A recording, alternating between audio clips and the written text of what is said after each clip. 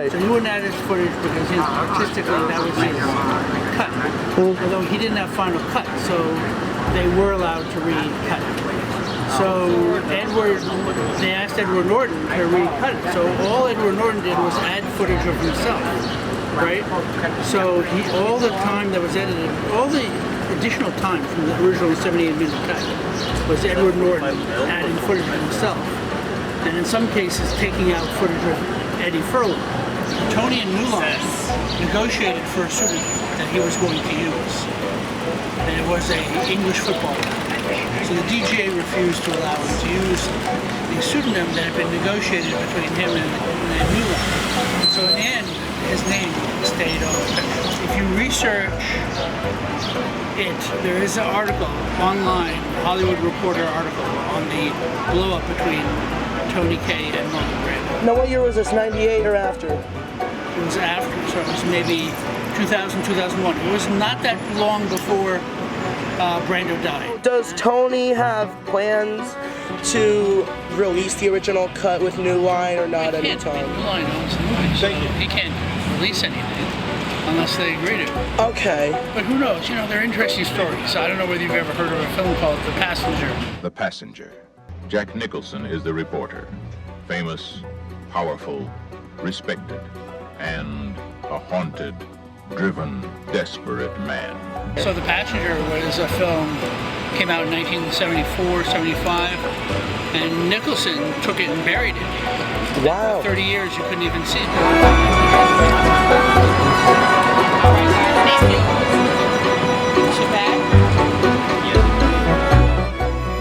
Welcome to the world premiere of Humpty Dumpty X.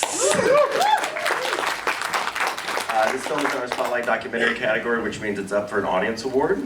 You can vote anytime on mytickets.com, or you can watch your ticket on Tribeca. Let's give a big New York City welcome to the director, Mr. Tony Kaye. Thank you everyone for coming today at noon, high noon, and you know, for your support and some tears. I think that the industry here has totally lost the plot. It's totally lost the plot. It's lost what reality is all about. And that's manifested in all this crap that it produces. And I think that you mustn't lose sense of what reality is. Yeah, no, that's a pretty important piece of information. Yeah. So they've taken it away from you and are recutting?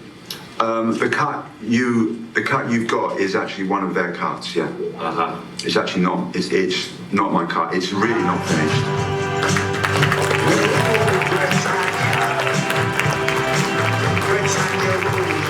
So let's get it started. Please welcome to the front, director Tony Kaye and producer young Mein Kampf.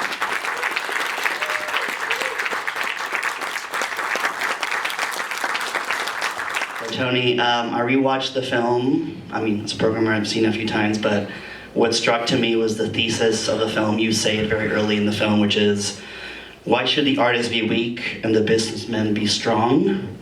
That really was very powerful to me. And my first question maybe is about the foresight of you capturing this moment so many years ago. Were you doing it mostly kind of therapeutically, kind of the artistic kind of passion in that context, or did you have a foresight that this could eventually, many years from now, be a film? I think, you know, I'm a director.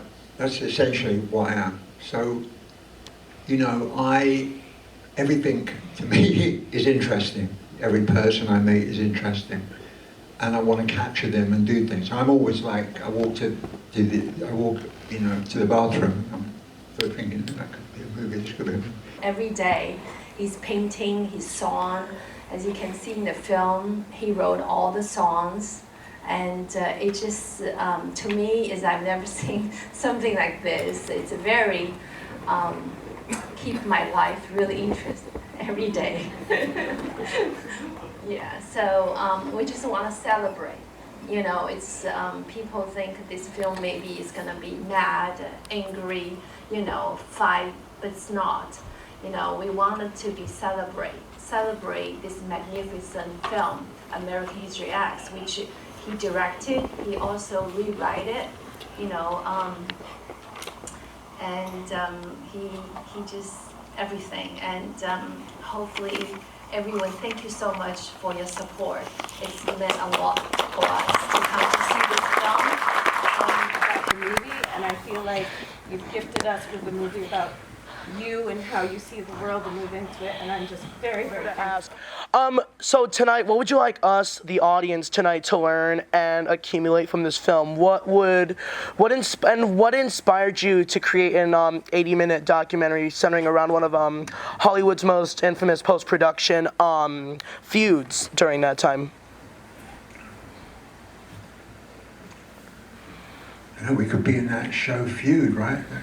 Go and make a movie, paint a painting. I mean, I you know, benefit mankind in some kind of way. It's not, you know, it's